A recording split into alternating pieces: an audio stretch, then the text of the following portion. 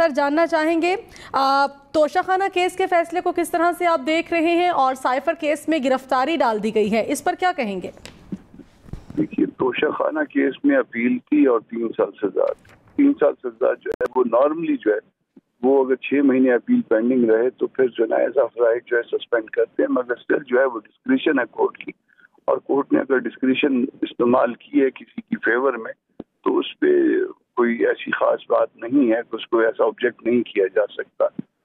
दूसरा सवाल आपका इस हवाले से कि उनकी गिरफ्तारी दूसरे केस में डाल दी गई है तो उसमें गिरफ्तारी का टाइम वगैरह वो रेलेवेंट होगा, डेट रेलेवेंट होगी। अगर इस रिहाई के बाद गिरफ्तारी डाली गई है तो आप उसको क्वेश्चन कर सकते हैं कि जी नीयत अच्छी नहीं थी, बुरी थी गवर्नमेंटल पार्ट पे, मगर अगर फर्ज कर लीजिए कि इससे पहले से वो गिरफ्तार हैं और कोई अदालत उनका जुडिशल रिमांड दे चुकी है इस रिहाई के आर्डर से पहले, तो फिर देन उनको जो है वो पता होना चाहिए जिसका जुडिशल रिमांड दिया गया है, या उनके वकीला को पता होना चाहिए, और एट द सेम टाइम उनको उसमें भी अप्लाई करना चाहिए।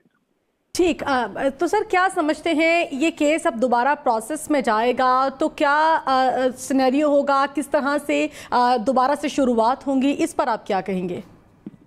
दोबारा से शुरुआत नहीं, देखिए ये सिर्फ एक सिंपल एप्लीकेशन थी 426 ज़ाब्ता फौजदारी जिसमें सजा को मुअत्तल कर दिया गया है। अपील उनकी पेंडिंग है, अपील उनकी असूलन जो है मुझे नहीं पता कि क्या होगा एक्चुअली, मगर असूलन उनकी अपनी क्यू में लग जाना चाहिए। जो 3 साल या इसके जो उन्होंने क्राइटेरिया बनाया होगा उस हाई कोर्ट ने अपने रूल्स के मुताबिक जी उसके मुताबिक जो है वो अपनी क्यू में लग जाएंगे, और जब उनकी बारी आएगी वो अपील सुनी जाएगी। सजा उनकी मुअत्तल है मगर वो कन्विक्टेड है।